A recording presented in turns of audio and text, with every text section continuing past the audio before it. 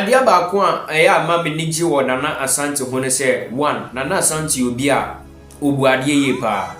Nana Asante ebre ne ho ase obi bi one Nana Asante ananti bia no ana meka so obi bi one Nana Asante edi akone aba bia no enim se na Nana Asante otie Koku Power edi nwum bi ba mbonten ana yato din ana meka se nwum ne title ye nyame abasa nyane ene de me no e ka se senya nwum no esi trend ewo ewiase afana no ebusua ebradwen ene entiase so ha Temple TV Plus ene no first time I say we subscribe to YouTube channel no na we are follow on TikTok na afi de ye videos ahodo ade ni de nyina ye de ema no we be like na wa share na unuan so etumi de bi na wa share modofo Nana Temple ni na ebusuafo enwuma ebo ewo eye video ya si Nana Asante prophet Nana Asante wo Kumase Amo Faith aha ebusuan senia enwomo no esi ebubu mpochire senia enwomo no esi perform so many miracles no esi woni esi so okachire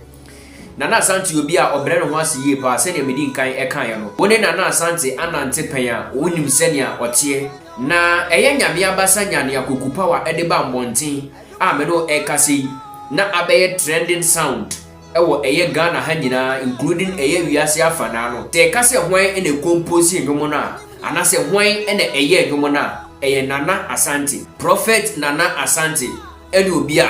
otumi enwomo no edema Koku Power ena Koku Power etumi di enwomo na eba mbonten a enna me no ekase die obi a age nyame abasa nyane ede atum odo sunsun nwom de nenso ekate across Dr. Ujaba State Sia oyusu nwom no fire uja ajagoraja obi bia eyusu enti Nana Asante obi a oye nyame adwuma oye prophet of God oye man of God enti no sansusu na nyankopon ede enwom to ede ahye na funu muma a me no kase no aside as of dwuma ana me kasa aside the prophetic work no obi a oye into the music field oye talented ye pa ebusuafo Nana Asante in fact mama yen share full video of this song na mesrewa se hu follow ya obe follow na afedie anytime bia no a Nana Asante hu video ana se nwom album bi recording bi ebe piemu no wo so sa betumi aka na bibibia etumi aye kama ebusua wo subscribe to YouTube page na mesrewa se obe subscribe na wa like ya share na unua etumi enye bi na wa share ebusuafo without wasting much time no enwom bomfrete so no Nana Asante ekukuru na ode Asante etumi ene Patricia Nkansah feature no ebradwen ene entiase so Mela Studios adaromanti ene Nana Asante first recording ewo studio etumi aba emonte ebusua moma yehwe video no na yemresisia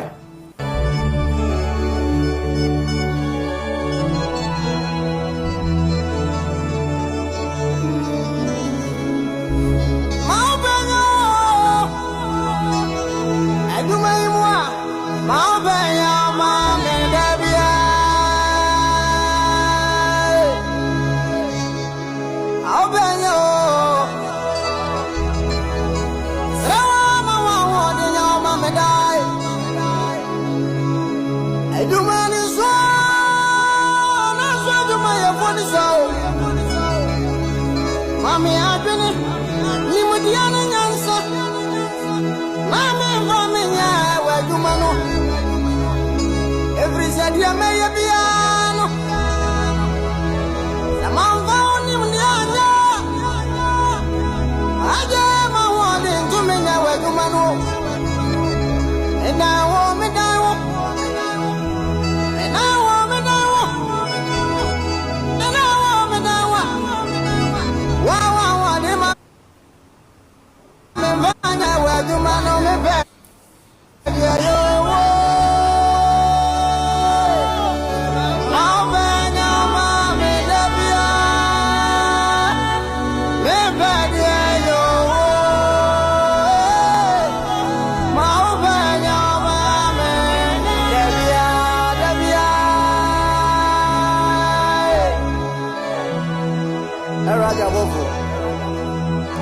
Entino we Nana Asante prophet Nana Asante Amo Faith the first recording aba emontin efi Mela Studios one Patricia Nkansah efita ye no eno na me ne wo kase etwegu ase a wutie na wetumi so enya full video no na wahwe ebusua nyame adoma ye besan so ehia se wo pese wo frɛ na tempo na wo gift me wo chemade